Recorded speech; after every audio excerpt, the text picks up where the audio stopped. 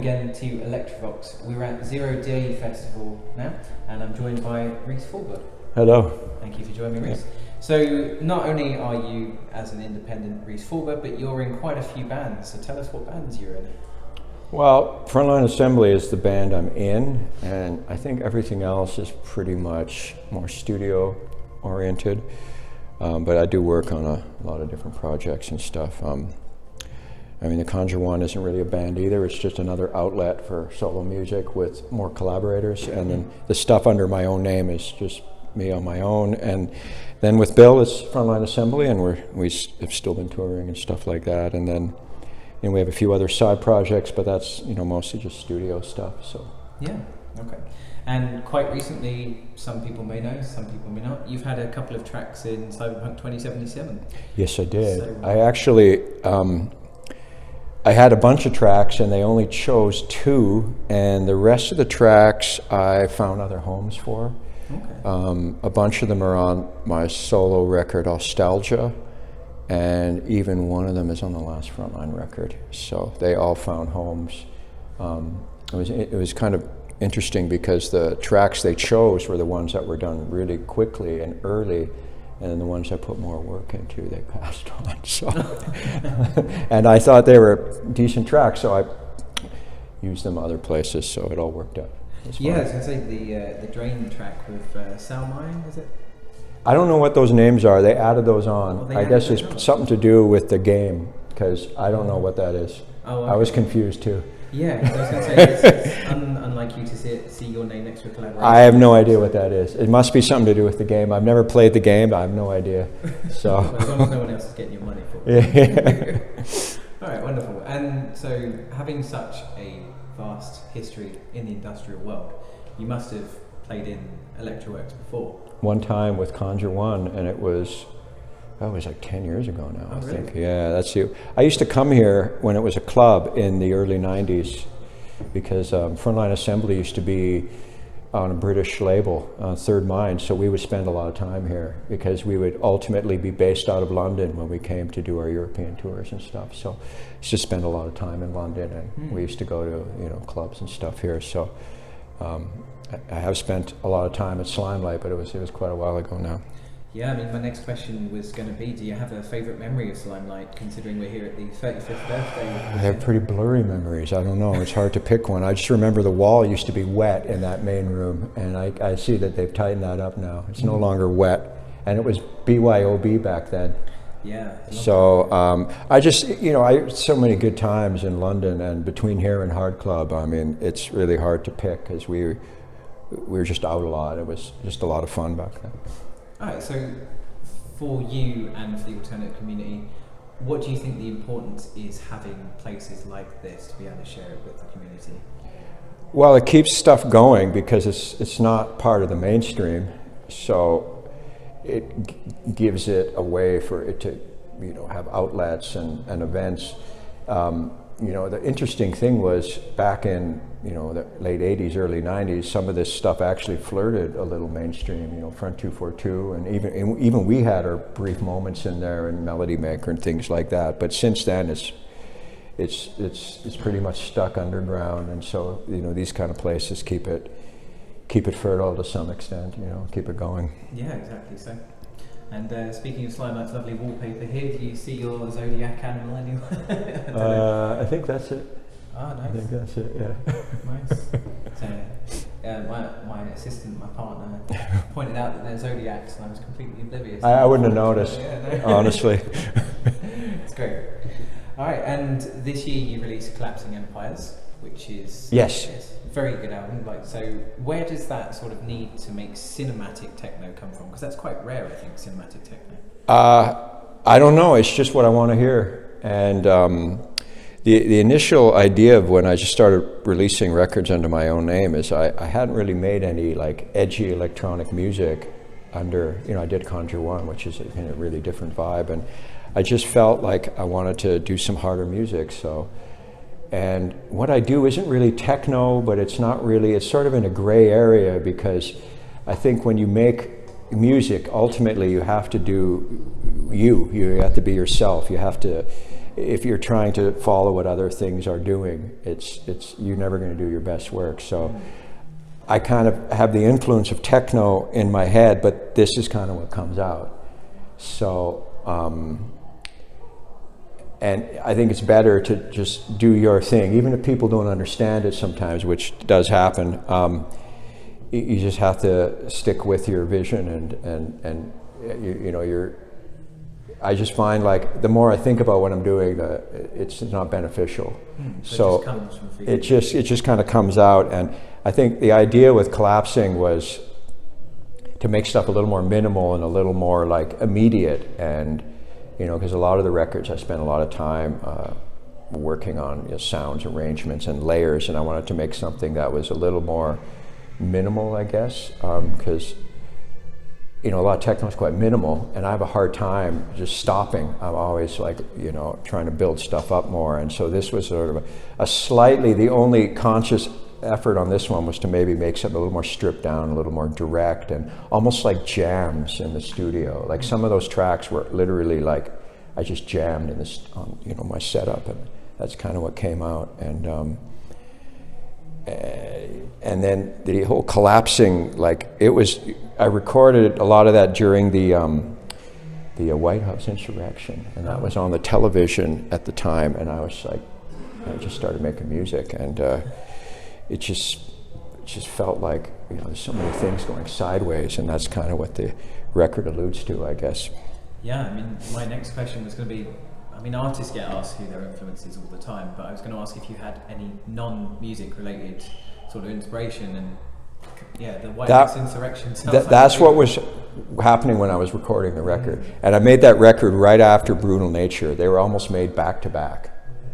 And Brutal Nature was, you know, sort of that idea of how even amongst industrial blight, given time, nature reclaims everything. And that's sort of what that record was kind of more, that was more the theme of that. And so this was like a contrast of just the decay, not the reclamation. So. Okay, and changing subject slightly, are there any unsung heroes in the industrial music world that you'd like to sort of say a word about at all? Well, from the old days, I'd say Tom Ellard and Severed Heads is super underrated. I don't think people realized how much he contributed to Assimilate by Skinny Puppy. And honestly, that song then set the stage for the rest of their sound, and Tom had a lot to do with that record. And I mean, Kevin will tell you that too, but I think Tom Ellard is one of the big unsung guys. He's a really talented, forward-thinking guy, and it went over a lot of people's heads at the time. In the modern era, I'm not as up to speed. I'm not quite sure.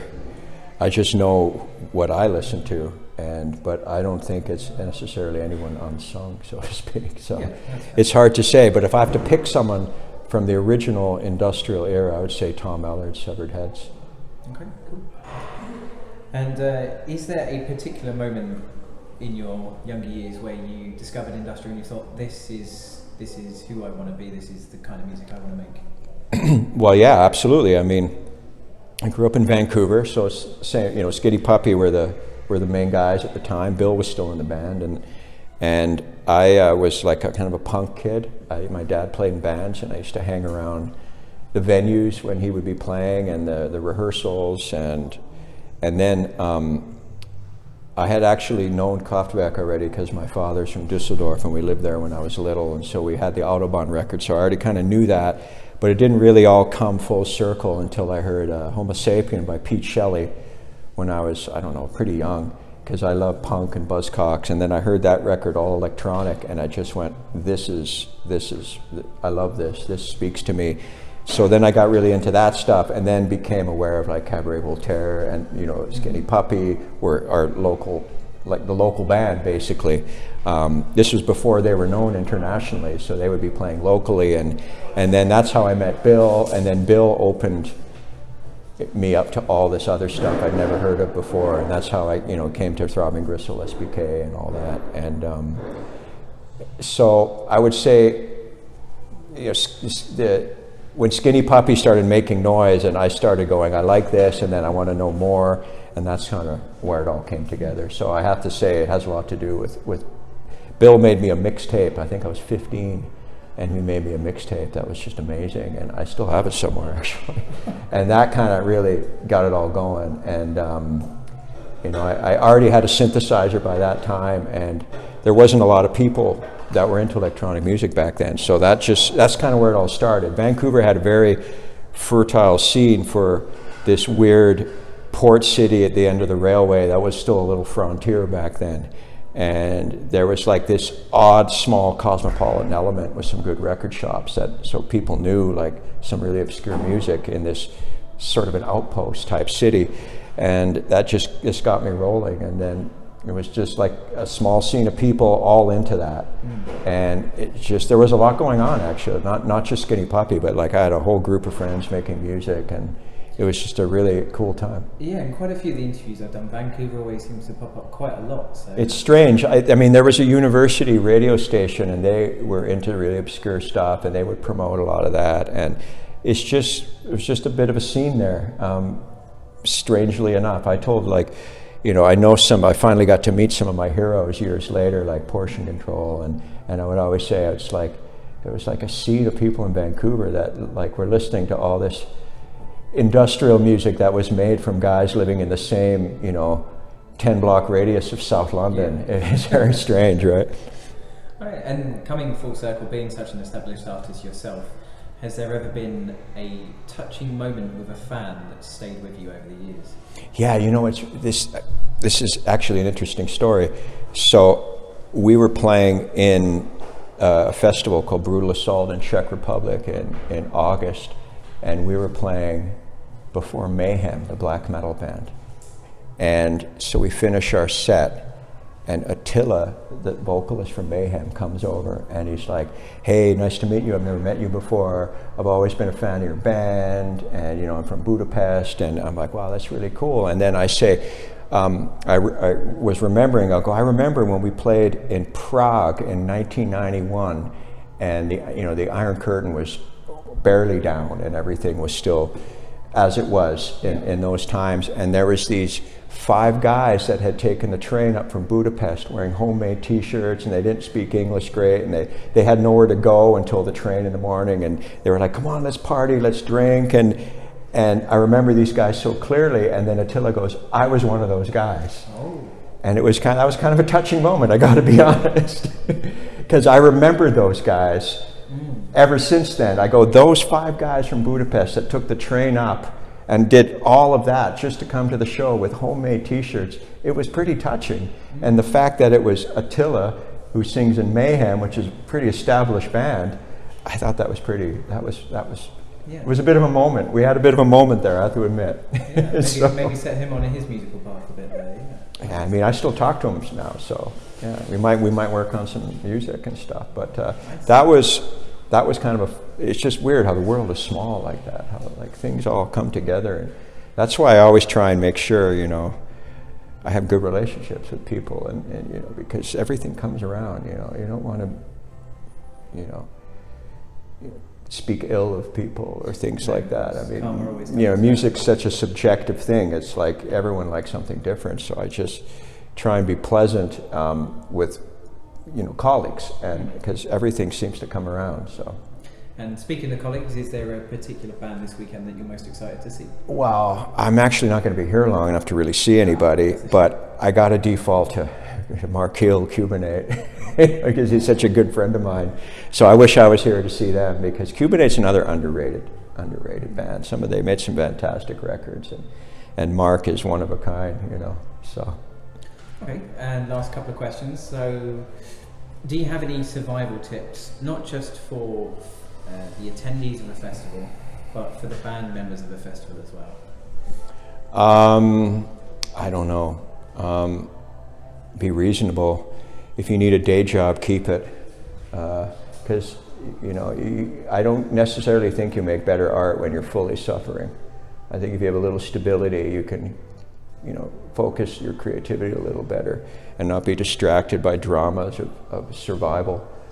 I worked at a coffee shop until I just got enough money off the band and then quit. But I think suffering for your art is good on one hand, but on the other hand, it's also distracting. Then you're taking time away from being creative if you're worried about basic essentials. So that's the one thing I'll tell people, is be realistic about stuff like that. And you don't need a ton of equipment. Equipment today is really good. You don't need to buy every module. You don't need a bookshelf modular. I mean, honestly, you know, you can do it on a laptop, and you know, it's the ideas that are more important. And I find people now are so fixated on the equipment they need and stuff like that, when you can do a lot with very little today. So you could, you know, you don't need to spend that much money to be making decent music. Okay. And lastly, did you have anything you'd like to say to your fans? I don't know, I think I covered it. Yeah, I think you got it. Oh, well, thank you very much, Rhys, for joining me. Yeah, no problem. Thanks. Thank you for watching.